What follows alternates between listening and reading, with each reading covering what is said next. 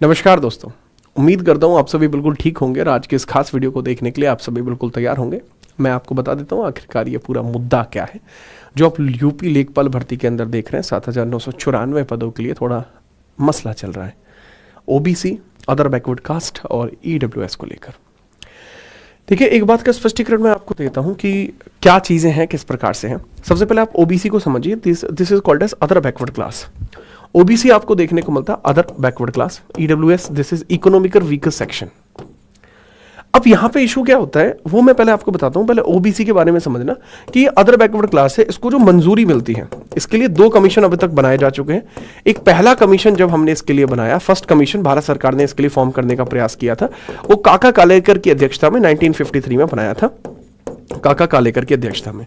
लेकिन वो उस समय इतना सक्सेसफुल नहीं रह पाया, इसलिए हमने इसके लिए दूसरा कमीशन बनाया, अदर बैकवर्ड क्लास। ऐसे समाज का वो वर्ग जो थोड़ा पिछड़ा रह गया है, ठीक है, अन्य पिछड़ा वर्ग है, उनको रिजर्वेशन की आवश्यकता इसलिए ताकि समाज में वो कदम ताल के साथ चल पाए। तो यहां पे दूसरा पॉइंट आपको देखने को मिलता है 1979 के अंदर।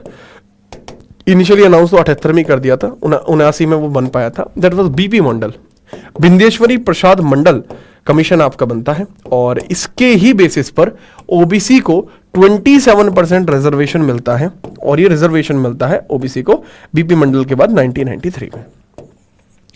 अब इसी की वजह से कुछ स्पेशल कैटेगरीज क्रिएट होती हैं 15 के 4 सेक्शन में, आर्टिकल 15 के 4 में और आर्टिकल 16 के 4 में। इसके थ्रू क्या होता है? इसके थ्रू ये होता है कि जो आपका रिजर्वेशन होता है उसको कुछ एक्स्ट्रा ऑर्डिनरी तरीके से देखा जाता है कि अगर कोई ओबीसी क्लास से बिलोंग करता है तो उनको कुछ विशेष छूट है नौकरी के अवसर में दी जाएंगी और उनको समाज के अंदर एक विशेष प्रकार का प्रावधान भी उनके लिए किया जाएगा। ये पूरा प्रोसेस है। ईडब्ल्यूएस कहां से आया? ईडब्ल्यूएस आपको यहां देखने को नहीं मिलता, ईडब्ल्यूएस आपको अलग देखने को मिलता है। यह आपको 103 में देखने को मिलता है, 103 संविधान संशोधन में देखने को मिलता है। इसके लिए 10% रिजर्वेशन अलॉट किया गया, इकोनॉमिकल वीकर सेक्शन, और ये उनको मिलता है जिनको कोई अन्य आरक्षण नहीं मिलता, उनको ईडब्ल्यूएस मिल जाता है, जिसको साधारण तौर पर सामान्य श्रेणी कहा जाता है, उनको ये मिल जाता है। 10% का रिजर्वेशन रहता है। इनके लिए भी अलग से आपके आर्टिकल क्लॉज क्रिएट किए जाते हैं। अब दिक्कत कहां है? दिक्कत, अच्छा, तो उससे पहले ये भी समझ लेना, आर्टिकल 340 के थ्रू यहां पर एक कमीशन भी क्रिएट होता है। आर्टिकल 340 के थ्रू एक कमीशन भी क्रिएट होता है जिसको बोलते हैं एनसीओबीसी होता है, जो इसी प्रकार के कामों को देखता है ताकि इस प्रकार के कामों में कोई इशू ना आए। अब यहां पर समझते हैं पूरा मसला क्या है। अब रिसेंटली आपने देखा कि यूपी लेखपाल के लिए एक नोटिस जारी हुआ और फॉर्म जो है भरने आपके 29/12 से शुरू होने, उससे पहले ही दिक्कतें होनी शुरू हो गई हैं। दिक्कतें क्या है सर? अगर हम इसके पेज नंबर 7 पे आएंगे और पेज नंबर 7 पे आके अगर हम देखते हैं तो ये टोटल वैकेंसीज हैं जो आपको अलग अलग तबके में देखने को मिली हैं। यहां पर अगर आप देखते हैं तो लगभग जो वैकेंसियों का भार है वो किस प्रकार से है।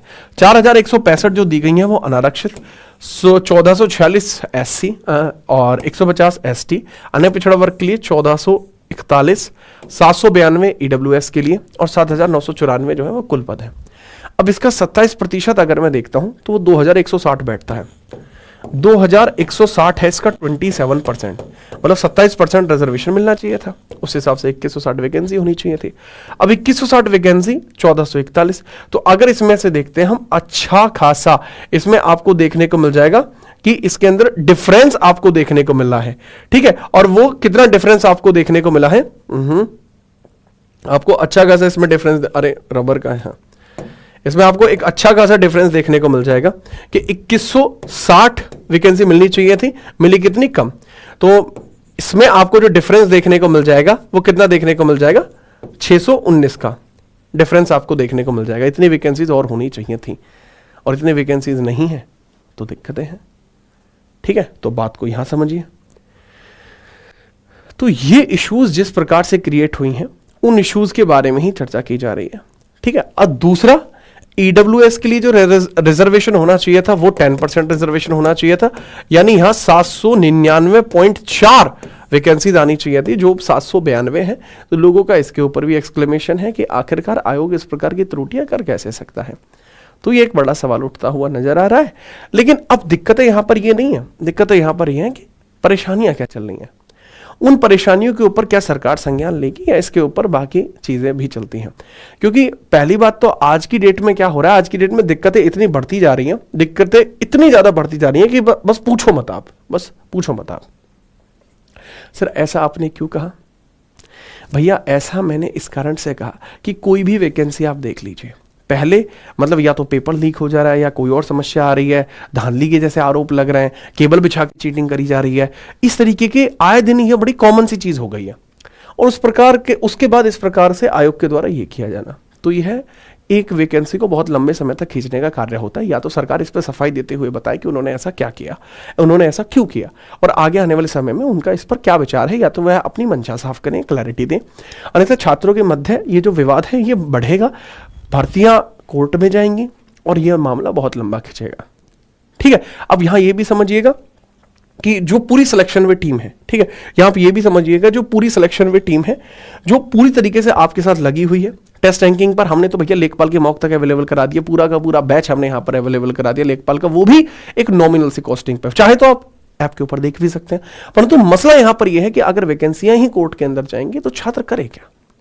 तो यह विवाद को सुलझाया जाना चाहिए, सरकार को अपनी मंशा इस पर थोड़ी स्पष्ट करनी चाहिए और संज्ञान लिया जाना चाहिए कि आखिरकार ऐसा क्यों हुआ, या फिर अगर हुआ है तो इसके पीछे का कारण क्या है, उसके स्पष्टीकरण की आवश्यकता है।